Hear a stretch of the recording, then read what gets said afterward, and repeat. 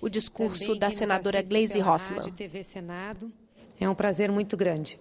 Queria falar hoje, senhor presidente, de uma decisão do governo, nosso governo federal, que anunciou há pouco, no final da manhã, qual será o superávit primário do nosso orçamento para 2014, ou seja, qual é o esforço fiscal, a economia que o governo federal fará para pagar os serviços da dívida e manter o orçamento equilibrado. O esforço que nós faremos para que a gente possa manter um equilíbrio da nossa dívida em relação ao produto interno bruto será de 99 bilhões de reais, 1,9% do nosso produto interno bruto. Isso vai garantir com que a gente pague os serviços da dívida, mantendo um equilíbrio em relação à dívida líquida do país e à dívida bruta do país. Por que isso é importante? Porque isso mostra a responsabilidade do governo brasileiro de não gastar mais do que arrecada, de se preocupar com o endividamento e ter uma economia saudável, para que nós possamos entregar à população brasileira resultados econômicos que melhorem a sua vida. Um esforço desse do governo garante os pressupostos da nossa macroeconomia. Portanto, garante sim uma inflação sob controle, garante investimentos, garante empregos, garante que a vida do brasileiro seja melhor. Mas quero chamar a atenção para um outro fato.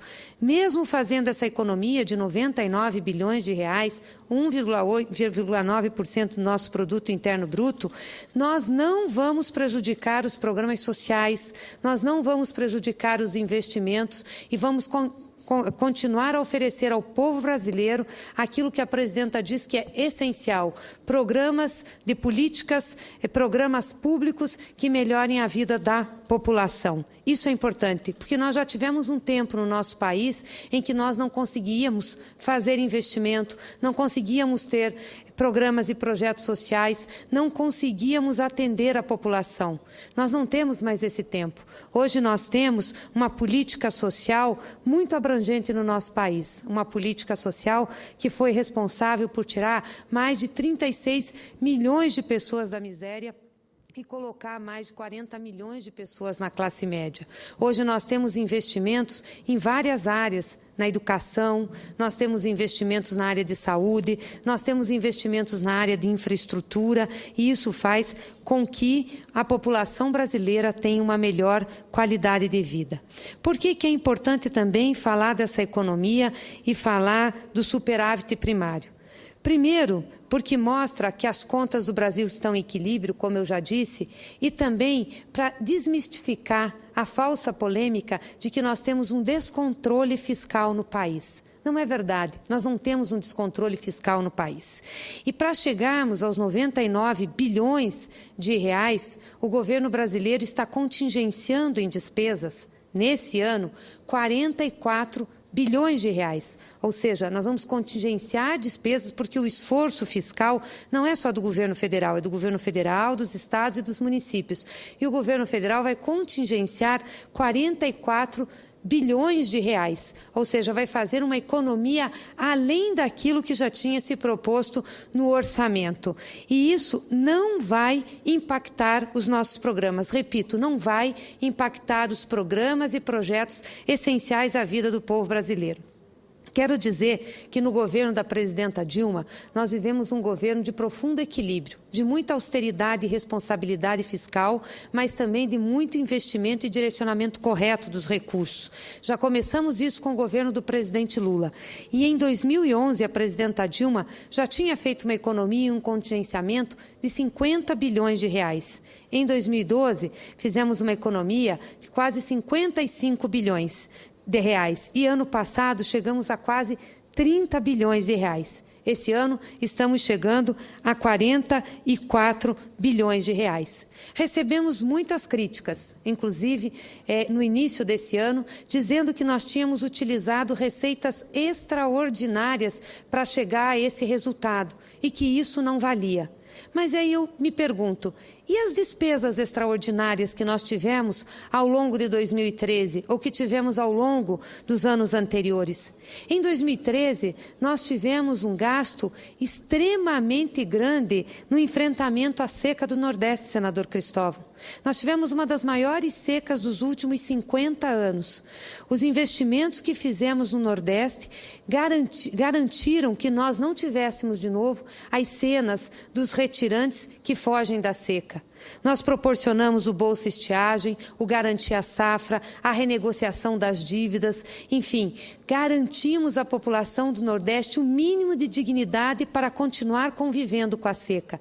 Isso custou muito e isso também não estava previsto nas despesas do governo, como também não estava previsto, por exemplo, a entrada do Refis, que todos criticam como uma despesa extraordinária que veio salvar o superávit, mas veio também compensar uma despesa extraordinária, a despesa que nós tivemos com a seca. Apenas no ano de 2013 chegou a quase 10 bilhões de reais. E aí eu pergunto, nós podíamos deixar de fazer essa despesa?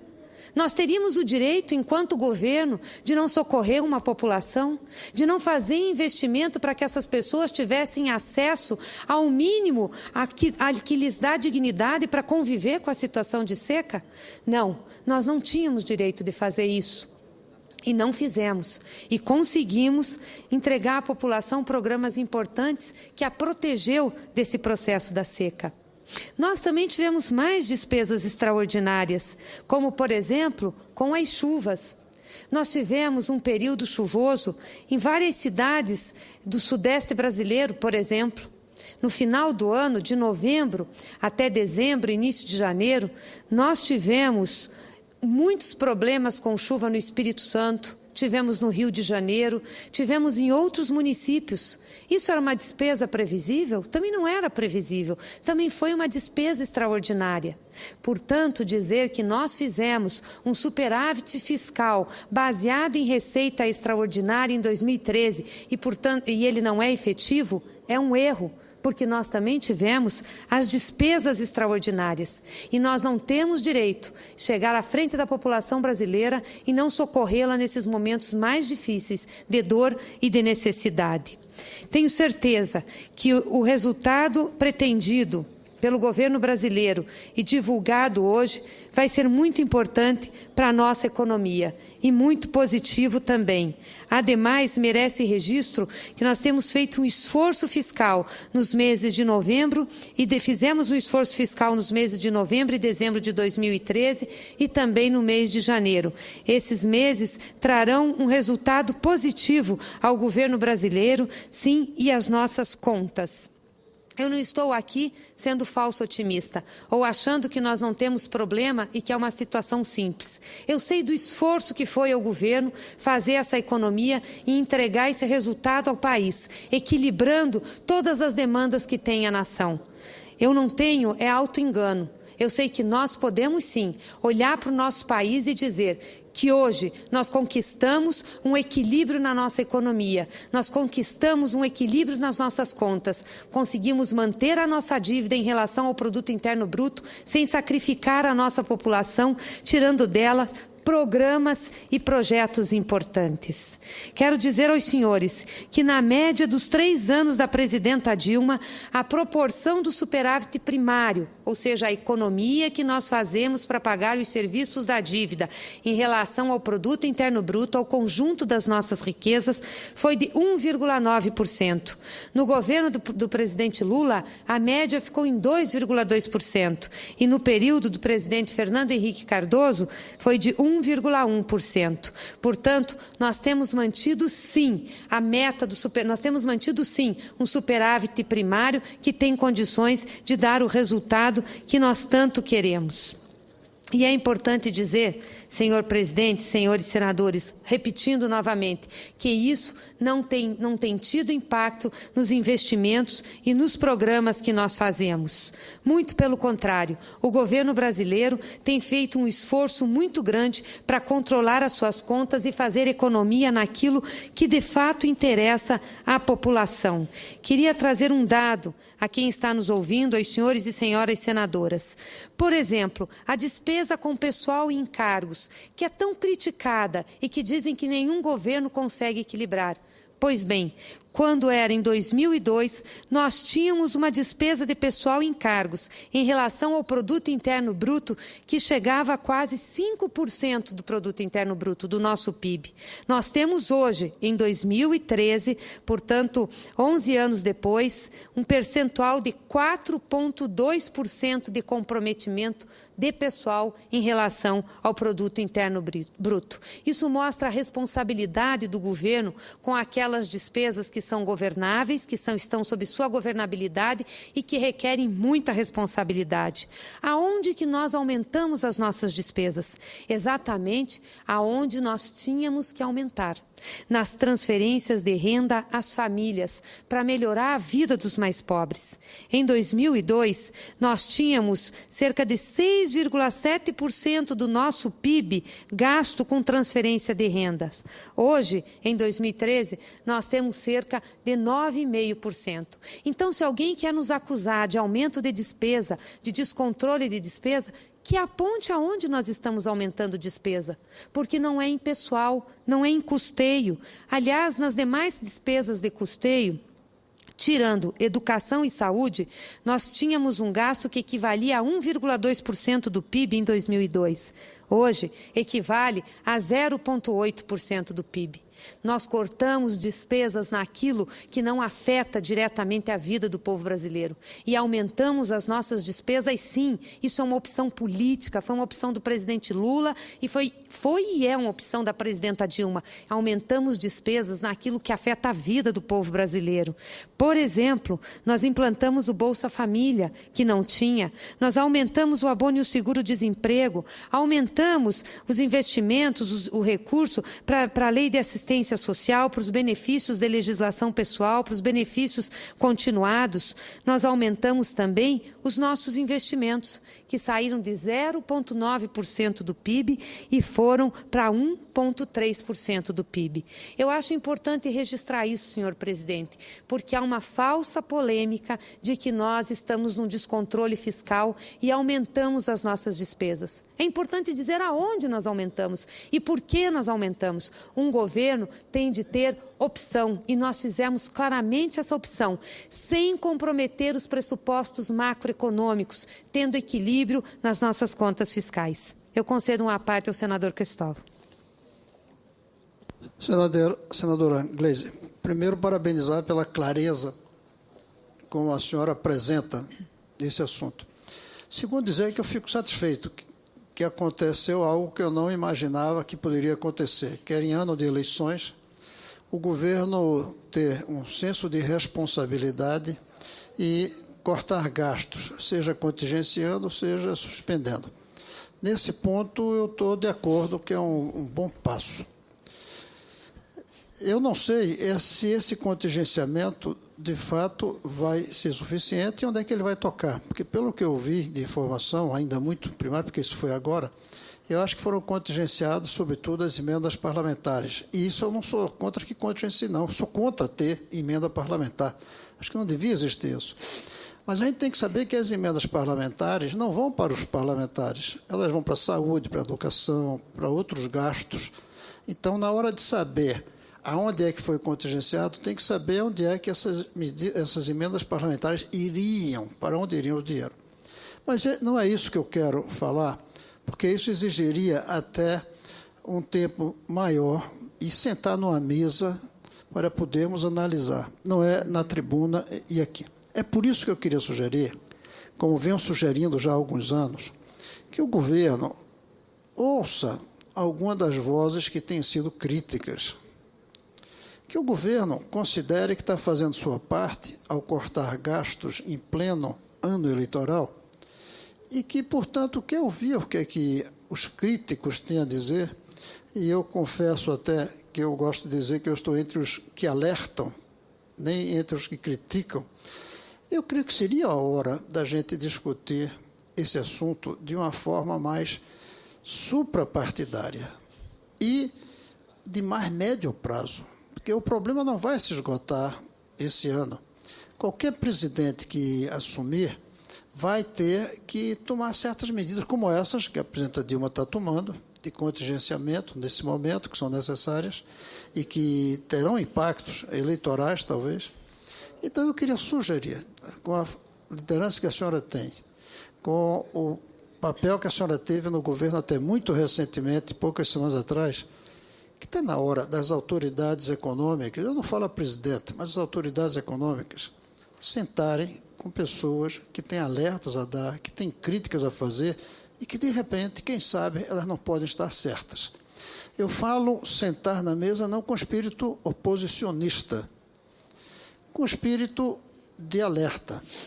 Pode-se até dizer de crítica, mas não de crítica no sentido eleitoral, de querer tirar vantagem. Crítica no sentido técnico, do ponto de vista dos impactos econômicos das decisões. Essa é elogiável. Eu acho que não é suficiente ainda, sobretudo se consideramos o médio prazo.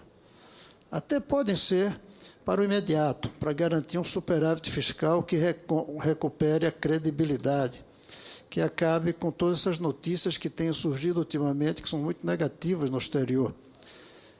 Mas não resolve o médio e longo prazo. O Brasil precisa ter um projeto de médio e longo prazo na economia, suprapartidariamente. Eu sei que o que eu estou dizendo pode parecer coisa de ET, de extraterrestre, querer no Brasil fazer uma discussão suprapartidária.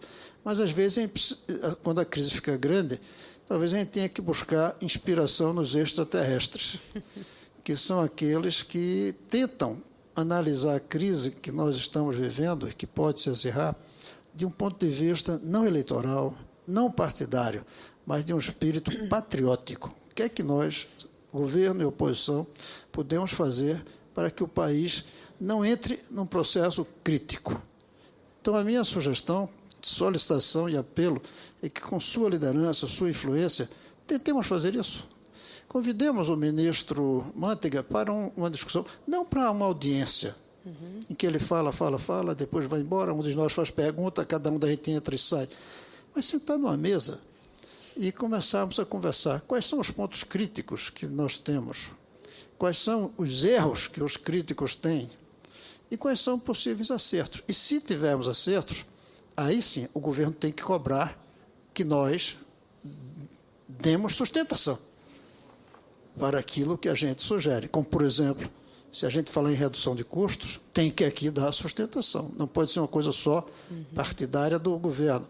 Tem que ser uma coisa suprapartidária também na hora dos ônus de tomar certas decisões. Essa é a sugestão que eu gostaria de fazer. E, para mim, o Senado existe para isso. E, para isso, precisa de pessoas com a categoria, como a senhora desempenha a sua tarefa, como está aprovado agora.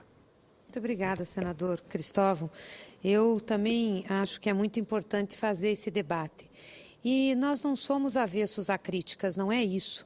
Eu acho que as críticas são bem-vindas e são necessárias, até porque nós não acertamos sempre, também temos falhas, com certeza. O que nos preocupa, particularmente, é quando essas críticas passam de um limite e elas começam a ser uma aposta para que as coisas deem errado, para que saiam errado, para que o país não prospere. Quando eu falei na Comissão de Assuntos Econômicos sobre o relatório do FED, eu não estava querendo comprar uma briga com quem é maior do que nós para desviarmos a atenção. Ocorre que o FED é um órgão de um país, não é um órgão que media relações, que pode dar opiniões. Ele tem interesse e defende um interesse. Então, à medida que ele faz uma crítica ao Brasil, tem um interesse por trás. Qual é o interesse que o FED tem? Ele disputa, ou seja, o país que defende, os Estados Unidos, disputam os investimentos que estão no mundo. Assim como nós disputamos, assim como a China disputa, assim como os países europeus disputam. Então, cada vez que um país mais forte, um país que tem mais condições de disputar mais investimentos, começa a ter problema, há uma migração desse tipo de investimento. Então, dizer que um país como o Brasil está no segundo lugar de maior vulnerabilidade, sem mostrar a metodologia, com dados que não estão claros e partindo de um órgão que tem interesse nisso, é muito ruim. Não é correto fazer. Tanto que nós tivemos grande parte dos economistas brasileiros, independente das posições políticas que defendem, criticando essa postura do FED. E hoje nós temos uma boa notícia. uma notícia de que a entrada de dólares superou a saída em 318 milhões no acumulado de fevereiro até sexta-feira da semana passada, informou o Banco Central. E por que nós temos isso? Se fosse pela avaliação do FED, nós não teríamos entrada de recurso. Nenhum investidor viria para cá, porque nós somos os segundo maiores vulneráveis. Nós temos isso, senador, porque nós tomamos medida. Quando começou a movimentação do Banco Central americano para a questão de mudança dos incentivos da economia, o Brasil começou a tomar medidas a partir de abril do ano passado. E diz aqui o presidente do Banco Central que uma das explicações para o aumento do interesse pelo país é o fato de que o processo da alta de juros começou bem antes do de outras economias emergentes. Ou seja, em abril nós começamos um lento e gradual processo de aumento das taxas de juros, já sabendo que ia ter uma mudança no FED e que nós íamos, portanto, ter um desinteresse dos investidores no Brasil. Então, o resultado que nós estamos tendo aqui de 318 milhões acumulados, ou seja, de entrada positivos, reflete exatamente isso, a medida que foi tomada. Por isso que, naquela ocasião, na reunião da CAI, da Comissão de Assuntos Econômicos, eu falei com tanta veemência contra o relatório do FED. Por exemplo, saiu um relatório do Fundo Monetário Internacional, que é uma instituição acima dos países, pode-se dizer assim, dizendo não que o Brasil é vulnerável, mas que foi afetado. Talvez essa seja uma avaliação mais correta, foi afetado, mas conseguimos dar resposta para proteger nossa economia, para proteger nosso emprego, para proteger a renda do povo brasileiro. Nós hoje temos uma das menores taxas de desemprego, nós não comprometemos a renda do trabalhador. Eu não quero dizer com isso, senador Cristóvão, que nós não tenhamos problema. É óbvio que nós temos problemas, nós estamos inseridos num contexto internacional. Estamos conquistando uma estabilidade do processo econômico, até e inclusive porque as discussões de economia tomaram um rumo suprapartidário. Quando o presidente Lula assumiu a presidência desse país, ele não refez, não revogou, não revisou os pressupostos da macroeconomia, como a estabilidade, manutenção da relação dívida-PIB, ter superávit primário, manteve isso. Observar a lei de responsabilidade fiscal, isso foi um ganho para o Brasil, mas nós fomos além, fizemos isso e dissemos, mas nós temos que investir, nós temos que gerar emprego, nós temos que ter política social. Foi isso que nós fizemos e conseguimos fazer. Hoje nós temos uma dívida pública líquida de 33,8% do PIB. Aí muita gente diz, a dívida pública líquida não vale. O que vale é a dívida bruta, porque tem as operações e os aportes do Tesouro nos bancos públicos. Quando nós conquistamos o equilíbrio da dívida pública líquida, vem uma voz dizendo que não, que nós temos que ir para a dívida pública bruta. Então vamos para a dívida bruta. A dívida bruta brasileira hoje é 59% do PIB. E está estável. Isso que é importante. Ela está estável. Desde 2006, ela oscila entre 60, 58, 59. Do que compõe-se a nossa dívida bruta? De duas coisas. As operações compromissadas. O que são as operações compromissadas? As operações que resguardam as nossas reservas. Compra e venda de dólar, emissão de título do Banco Central. Ou seja, é que resguardam. E é natural que essas operações compromissadas tenham subido ao longo dos últimos anos, porque as nossas reservas internacionais subiram. Nós temos 370 bilhões de reservas internacionais. E também o que a gente chama de dívida mobiliária, que são os títulos colocados no mercado. São, por exemplo, os aportes nos bancos públicos. Mas, para ter uma ideia, senador, nós tínhamos de dívida mobiliária, ou seja, de aporte em banco e de emissão de título, em janeiro de 2007, 52,2% da dívida bruta. Hoje, nós temos 43,9%. Então, por aquilo que nos criticam, que dizem que esse é o nosso problema, nós estamos mostrando o decréscimo. E estamos decrescendo também os aportes que nós estamos fazendo nos bancos públicos. Então, não é que nós não estamos entendendo as críticas e não queremos discutir, nós queremos discutir. O que não pode são opiniões que estão sendo repetidas e que não têm base numa realidade que o país está apresentando dentro de um cenário adverso. Porque o cenário da economia global é extremamente adverso. Enquanto a nossa dívida bruta é de 59% do PIB, e digamos que a gente tenha que pegar a metodologia do Fundo Internacional, do FMI, do Fundo Monetário Internacional, que chega a 68%, e nós questionamos essa metodologia e estamos ganhando essa discussão, para comparar com outros países. A da Alemanha é de 80%, a da Espanha é de 93%, a da Itália é 132% do PIB italiano, a de Portugal é 123%. Então, eu concordo com Vossa Excelência. Nós temos, sim, que fazer um grande debate. Eu acho que esse é o debate que cabe a essa casa, cabe ao Senado da República fazer. Temos que chamar todos, mas temos que fazer isso desarmados, não especulando e apostando contra o país, não querendo que as coisas deem erradas. O Brasil hoje tem condições, sim, de receber investimentos, além desses que eu falei agora, que nós já temos saldo positivo, ou seja, a entrada supera a saída, o que é magnífico em se tratando de um país que é vulnerável, como diz o FED. Nós temos investimentos em infraestrutura. O sucesso das nossas concessões, de colocar mais de 4.000 quilômetros de rodovia sendo concedidas no final do ano passado, de fazer 2 leilões vitoriosos de aeroportos, já tínhamos feito os outros 3, né, de termos investimentos na concessão, na área de energia. Também foi um sucesso o Campo de Libra, o leilão que nós fizemos, mas nós temos feito os leilões e concessões na área de energia elétrica com sucesso, na área de linhas de distribuição, de transmissão, de geração. Então, esse país mostra pela realidade da sua economia, que tem, sim, maturidade na condução. Precisamos discutir, essa casa tem que ajudar, não tenho dúvidas disso, mas tenho certeza que nós estamos num rumo. Precisamos, talvez, fazer ajustes, melhorar, isso sempre nós precisamos em qualquer situação da vida, inclusive da nossa pessoal, mas o que nós não podemos é conviver com um criticismo que, na realidade, é uma especulação em cima do país. Eu concedo uma parte à senadora Vanessa.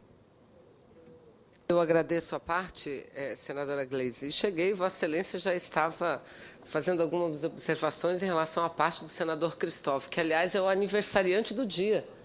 Vamos aqui prestar uma homenagem ao senador Cristóvão, que está aniversariando hoje. Parabéns, muitas felicidades, senador. E, senadora, mais uma vez, para cumprimentá-la pelo pronunciamento, eu acho que esse é o caminho que nós precisamos percorrer. Críticas, elas são muito bem-vindas, não só da oposição. Eu tenho dito, o meu partido é um partido que não só apoia, mas que participa desse governo, e nunca se eximiu de apresentar as suas propostas, indicar quais os caminhos que entende, pode até não ser corretos, mas que entendemos ser os melhores caminhos para o Brasil. Entretanto, nós precisamos pôr os pingos nos is. O que nós estamos vendo ultimamente, não só no parlamento, mas muito na imprensa, é a tentativa da construção de uma realidade irreal. Uma realidade real. E são críticas que não se sustentam, porque quando nós vamos olhar os números, porque falar é muito fácil, a gente pode falar o que quiser. O que não é fácil é provar, não é, com números, a realidade. Não é? Então, o importante não é o discurso, o importante são os fatos. Então, quando a gente vai ver os números efetivamente, a gente percebe que a inflação está em queda. Os índices sociais são positivos. A dívida, travamos numa comissão recentemente, Vossa Excelência fala da dívida bruta brasileira. Nós oscilamos o Brasil entre 30º e 40º país em termos de proporção dívida PIB, ou melhor do que os Estados Unidos, melhor do que muitos países que têm uma dificuldade muito maior que nós. Então, eu quero cumprimentar, porque quando nós debatemos aqui nesse plenário, não estamos debatendo só entre nós estamos debatendo com o Brasil. E é preciso que o Brasil entenda e que o Brasil perceba que dificuldades existem, porque o mundo passa por uma dificuldade grave, mas que até um momento, eu não tenho dúvida nenhuma, daqui para frente, o Brasil tem sabido se portar. tem sabido enfrentar a crise e enfrentar a crise com os olhos voltados para o povo brasileiro e não de costas para o povo brasileiro. Então, parabéns pelo pronunciamento de alto nível, que demonstra conhecimento, que demonstra não só familiaridade, mas muita segurança nos dados que expõe. É isso que faz com que a gente cada vez tenha um ânimo maior de continuar trabalhando para ver as coisas melhorando para toda a nossa gente. Parabéns, senadora. Obrigada, agradeço a parte, senadora Vanessa. E queria reafirmar aqui que o anúncio feito hoje pelo governo brasileiro mostra o compromisso que tem com a responsabilidade fiscal, com a responsabilidade de suas contas públicas. E, mesmo assim, mostra também a responsabilidade que tem com os investimentos e com os aportes de recursos nos programas sociais. Queria agradecer, senhor presidente, senhores senadores, senhoras senadoras e a todos que nos assistem pela TV e nos ouvem pela Rádio Senado, o espaço para essa discussão, que julgo uma das mais relevantes e importantes para o nosso Brasil. Um Brasil que tem crescido, um Brasil que tem dado dignidade ao seu povo com uma baixa taxa de desemprego, que tem cuidado da renda das pessoas e que, mesmo assim, tem conquistado e conseguido fazer com que as suas contas sejam equilibradas. Eu sempre digo, nós não podemos ter que escolher entre equilíbrio e investimentos sociais e investimentos em infraestrutura. Nós temos que sempre, em equilíbrio fiscal, nós temos que ter sempre equilíbrio fiscal e nunca escolher entre apenas fazer a poupança, apenas não gastar ou investir em infraestrutura e área social. Nós temos que ter equilíbrio. O governo da presidenta Dilma, assim como o governo do presidente Lula, tem demonstrado isso ao país e ao mundo. Muito obrigada.